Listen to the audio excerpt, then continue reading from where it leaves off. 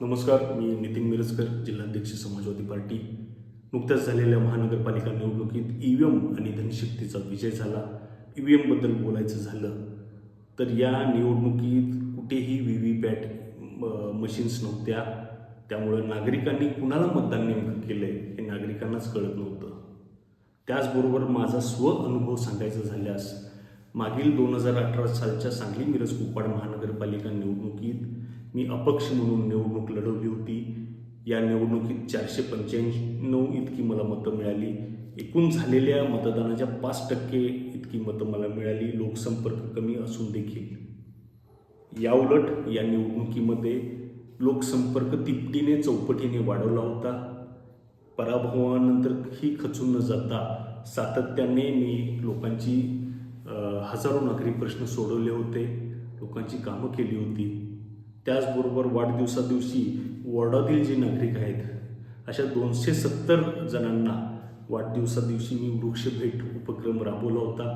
गुलाब व जास्वंदीचं झाड त्यांना वाढदिवसादिवशी त्यांच्या घरी जाऊन द्यायचो.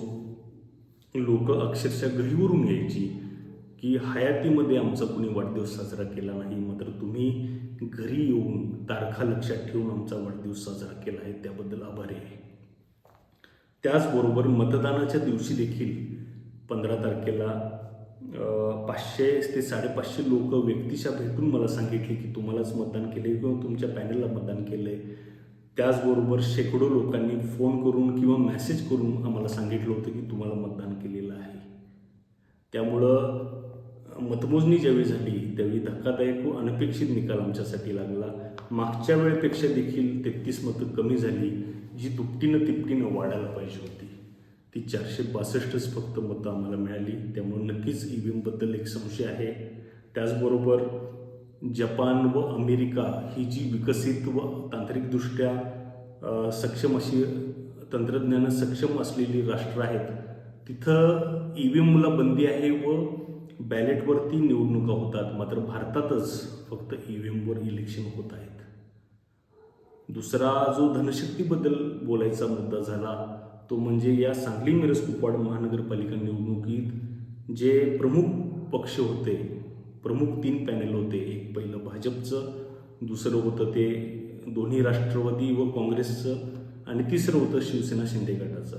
या तिन्ही प्रमुख पॅनलनं जवळपास 2.25 ते 3.25 कोटीच्या घरात एका वॉर्डातील एका पॅनलचा खर्च केलेला आहे.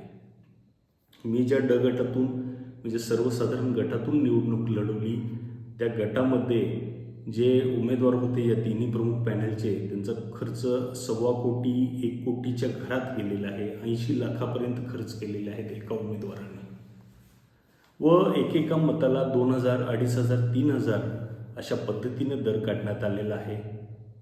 विजयनगरसारख्या भागामधील एक प्राध्यापकानं तर जवळ 2,500 रुपये एका उमेदवाराकडून घेतले. 3 मतं त्यांच्या घरी होती, 2,500 7,500 रुपये घेतले. म्हणजे सरकारी नोकरदार असतील किंवा प्राध्यापक असतील ज्यांना लाखो रुपये पगार आहे, 2-2 लाख रुपये पगार आहे, अशा देखील नागरिकांनी आपली मतं विकली.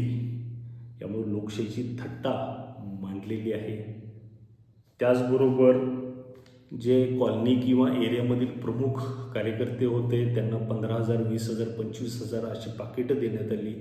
बूथ लावणाऱ्या टीमला 15,000, 20,000 रुपये देण्यात आलं. दररोज मटण, दारू, चिकन, बिर्याणी याची पार्टी. त्यामुळं पूर्णच्या पूर्ण पिढी बर्बाद करण्याचं, व्यसनाधीन करण्याचं काम या राज्यकर्त्यांकडून किंवा प्रस्थापितांकडून सुरू आहे. त्यामुळं इथून पुढच्या काळात आमच्यासारख्या सर्वसामान्य कुटुंबातून येणाऱ्या सामाजिक कार्यकर्त्यांनी निवडणुका लढवायच्या का नाहीत हा प्रश्नचिन्ह खऱ्या अर्थाने उपस्थित राहिलेला आहे. त्याचबरोबर निवडणुकीच्या निकालानंतर इथून पुढची निवडणूक लागेपर्यंत 4 वर्ष 10 महिन्याचा जो मधला स्पॅन असणार आहे त्यामध्ये लोक देखील विद्यमान नगरसेवकांच्या मागं न लागता आमच्यासारख्या सामाजिक कार्यकर्त्यांच्या मागं लागून काही लोकांच्या अडीअडचणी असतील ते सोडवण्यासाठी पाठपुरावा करतात व मतदान देताना मात्र प्रस्थापित व जे पैसे देतात उमेदवार त्यांना करतात. त्यामुळे नक्कीच याबाबत लोकांनी आपल्या नैतिकतेबाबत विचार करणं, मंथन करणं गरजेचं आहे, जागरूकता वाढवणं गरजेचं आहे. व जाता जाता एवढंच म्हणेन की एकही पैशाची अपेक्षा न ठेवता 462 जे स्वाभिमानी मतदार माझ्या पाठीमागे उभे राहिले, माझ्यासाठी अहोरात्र गेल्या 15 दिवसापासून ज्या ज्या सहकारी मित्रांनी, घरातल्या सर्व मंडळींनी, नातेवाईकांनी मला म्हणजे माझ्यासाठी राबले व 462 जे स्वाभिमानी मतदार आहेत त्यांचा मी शतशः ऋणी आहे, आभारी आहे. धन्यवाद.